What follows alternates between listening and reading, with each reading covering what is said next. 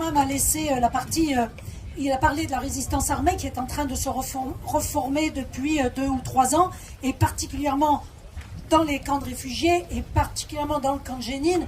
Et c'est bien pour ça qu'Israël se fait de plus en plus agressif, menaçant. C'est que l'idée est de briser dans l'œuf la résistance armée palestinienne. Mais ami, si tu tombes, un ami sort de l'ombre à ta place, et chaque fois qu'ils en tuent un, il y en a 10 qui rejoignent les brigades armées. Mais depuis une vingtaine d'années, la résistance en Palestine s'était caractérisée par le choix des Palestiniens et des conclusions qu'ils avaient tirées de la violence de la répression israélienne par la mise en place d'une résistance populaire. La résistance populaire, ça veut dire que c'est une résistance que tout le monde peut pratiquer pour contrer la politique de l'occupant. Et elle se caractérise par un objectif, permettre de garder la terre. Répondre donc à l'objectif colonial qui est de confisquer la terre. Alors ça se fait de plein de manières différentes. À une époque étaient mises en avant les manifestations contre la construction du mur, les manifestations dans les villages résistants tous les vendredis. Et alors ces manifestations continuent, mais elles ont aussi baissé d'un point parce que avoir des morts lors des manifestations, c'est pas non plus l'objectif, et il y en a eu beaucoup. Et maintenant, une des actions très importante de la résistance populaire palestinienne est d'aider les gardiens de la terre à garder la terre. Et les gardiens de la terre, ce sont les agriculteurs, donc c'est les aider à planter des arbres, c'est les aider à cueillir les olives, et des gardiens de la terre dont on parle très peu, mais qui ont une place extrêmement importante en Palestine, ce sont les communautés bédouines. Et ces communautés bédouines se trouvent réparties partout en Cisjordanie. Pour beaucoup d'entre eux, ils ont été chassés du Negev en 1949 au cours de avec les suites de massacres épouvantables. Et il se trouve certains d'entre eux dans un endroit du sud de la Cisjordanie occupée qui s'appelle Massaferiata. Et je tiens absolument à vous parler de cet endroit parce que se prépare là, depuis des années, plus particulièrement depuis 1 an, le plus gros nettoyage ethnique en Palestine occupée. 1300 bédouins palestiniens vivent dans cet endroit, et Israël veut récupérer ce territoire pour en faire une zone de tir. Parce que bien évidemment, les déserts de l'autre côté de la frontière ne sont pas assez grands pour que l'armée israélienne puisse s'entraîner. Donc ils ont décidé de chasser les 1300 habitants de cette zone et de récupérer cette zone pour faire une zone de tir. Donc depuis 1 an,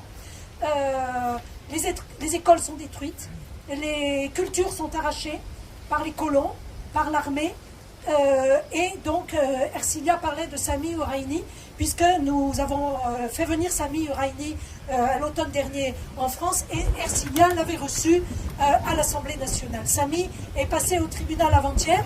Nous avons invité le mouvement de solidarité à faire pression sur le gouvernement israélien. Sami risque la prison pour avoir organisé une manifestation non violente dans le cadre de la résistance populaire. C'est ça la résistance populaire, c'est un peuple qui se bat contre l'oppression, contre la domination, contre un crime contre l'humanité, et dont les militants risquent tous les jours de se faire tuer. On l'a dit, 216 morts depuis le début de l'année, et risquent la prison. À l'intérieur constitutif du régime d'apartheid, je rappelais tout à l'heure l'environnement coercitif pour empêcher les militants et les gens de se battre. Donc, nous, le mouvement de solidarité, notre place, elle est là.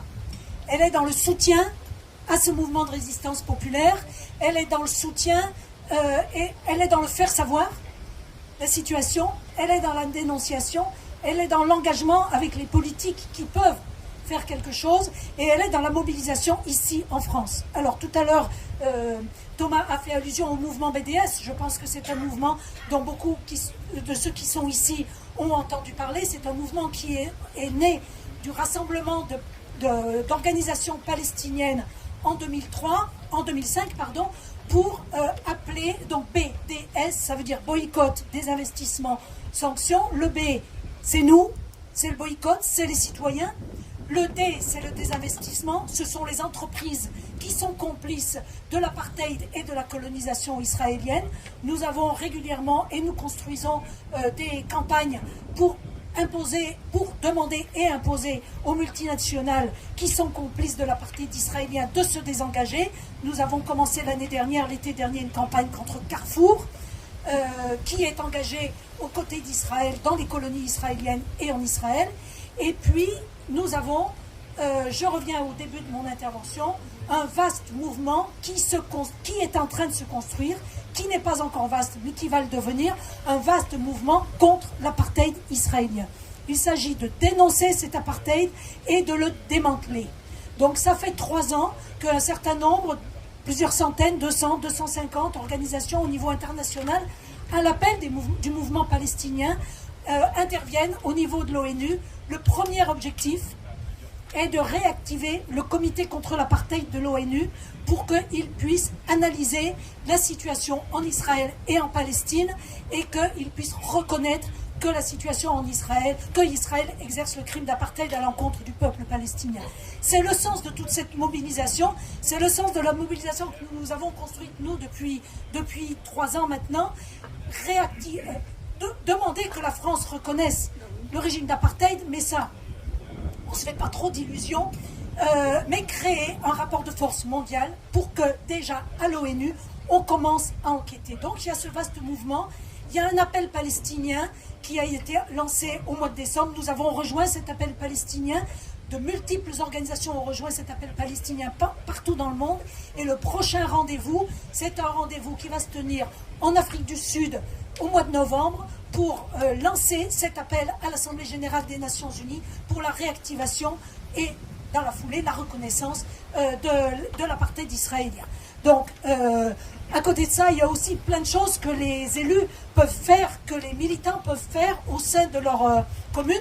Et là, c'est aussi en lien avec l'apartheid. On a une campagne qu'on appelle la campagne Ville contre l'apartheid, que peut-être vous pouvez activer au sein de vos villes. C'est-à-dire que si votre ville, si la ville où vous vivez a un jumelage avec une ville israélienne, vous pouvez vous pouvez lancer une campagne auprès de votre municipalité pour que, à minima, ce jumelage soit gelé et, dans le meilleur des cas, qu'il soit annulé. Mais il y a aussi des déclarations qui peuvent être faites pour faire des municipalités, des villes libres de l'apartheid. Il y a toute une campagne internationale qui s'appelle les endroits apartheid free zone, etc., etc.